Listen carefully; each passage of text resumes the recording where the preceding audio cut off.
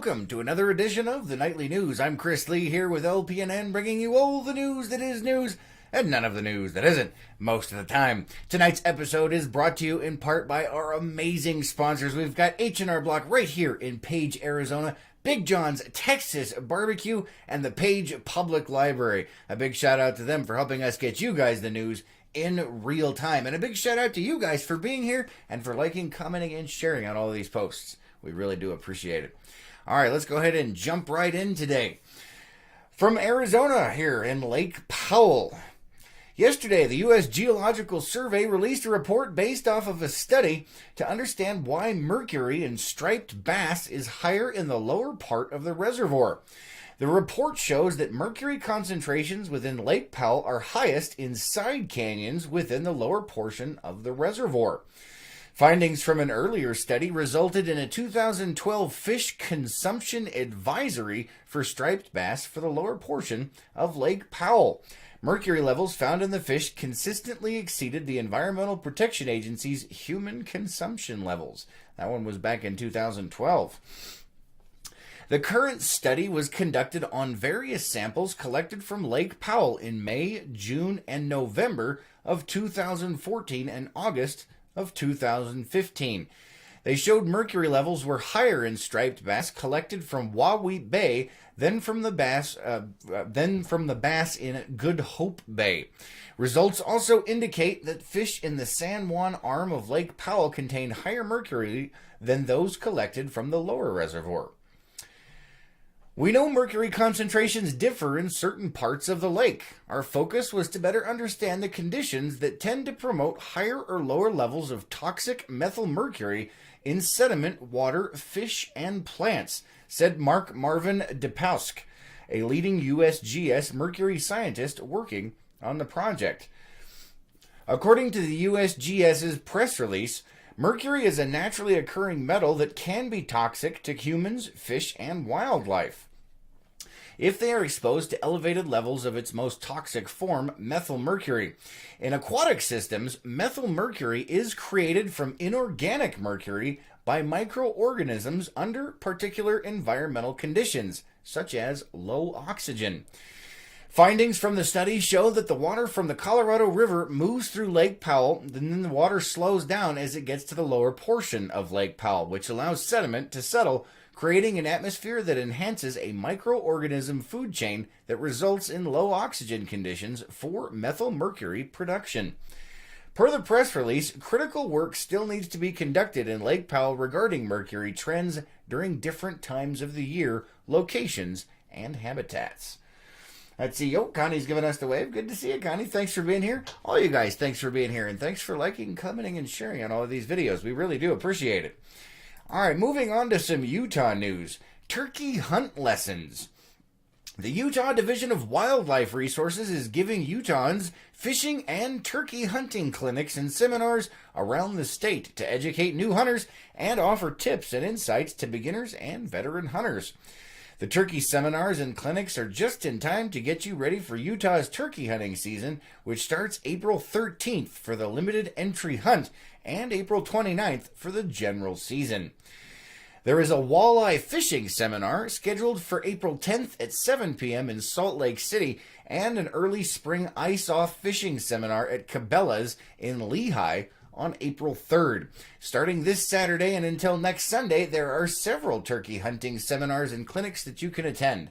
The first is a beginner's turkey hunting clinic at the Hardware Ranch Wildlife Management Area this Saturday, starting at 10 a.m.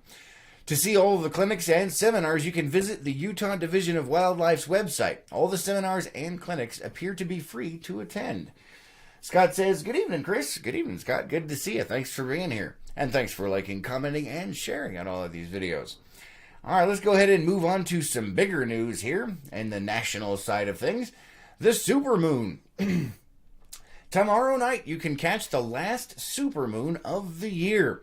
The full moon is known as the full worm moon.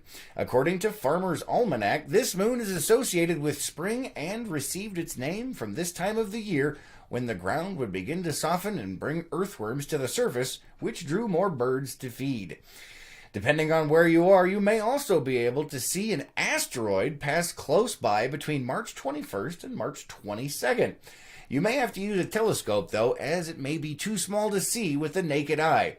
It's going to be around 6 p.m. Arizona time. The asteroid's name is 2019 EA2, and it will be between 185,000 and 190,000 miles away. That is closer than the moon is to the Earth. All right, moving on to some other information here. There is a recall. This one is from Kawasaki. Kawasaki has recalled roughly 2,600 of its Mule Pro MX off-highway utility vehicles due to a fuel leak and a fire hazard, according to the Consumer Product Safety Commission. According to the CPSC, the vehicle's oil cooler hoses can separate and the fuel tank cap gasket can crack, allowing fuel to leak, which can pose a fire hazard. The recall involves 2019 Mule Pro MX utility vehicles, models 700 EPS, 700 EPS LE, and 700 Camo EPS. They were sold in camo, green, red, and white. They have side-by-side seating for 2 people and automotive-style controls. The Mule Pro MX is printed on the right and left front fender, and Kawasaki is printed on the cargo box. Kawasaki has received 7 reports of vehicles catching fire and being damaged, and no injuries have been reported, according to the CPSC. The vehicles were sold at Kawasaki dealers nationwide from August 2018 through February of this year. Consumers should immediately stop using the recalled utility vehicles and contact a Kawasaki dealer to schedule a free repair. Michael says, good evening, Chris. Good evening. Good to see you. Thanks for being here. Apple says, full moon. Yes, it is coming up. It's going to be amazing out there. All right, let's go ahead and jump on to the events, guys. Let's see, the best of page. We do like to keep reminding you guys, you never know what you might have missed on the previous edition of the news. The Page Chamber of Commerce has a link on their website for nominations for this year's Best of Page. If you're interested in voting for your favorite businesses here in Page, Arizona, you can go to the Chamber's website and find their link there. Also coming up is that Page High School skate competition. That is going to be on March 30th, starting at 11. The new skate park, they are putting it to good use.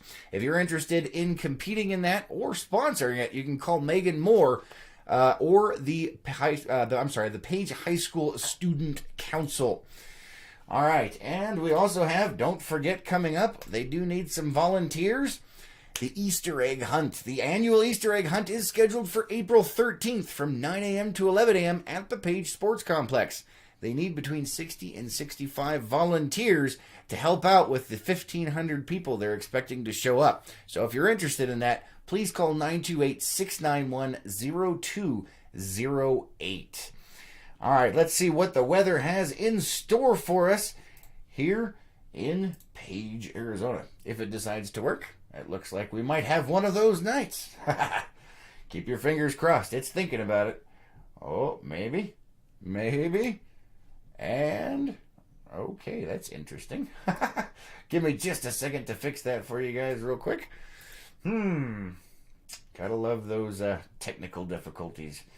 All right, there we go. Let me drag that back up for you. I do apologize, guys. All right, there we go.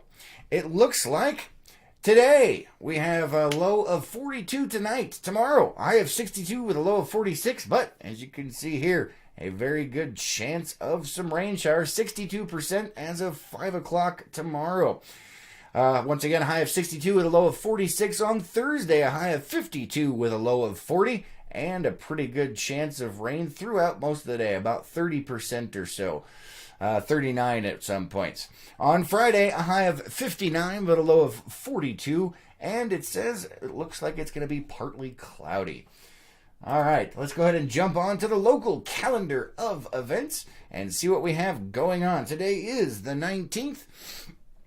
It looks like nothing else going on tonight. Tomorrow at 10 a.m. we have DVD exercises over at the Page Community Center. At 10 a.m. is also baby playtime over at the library.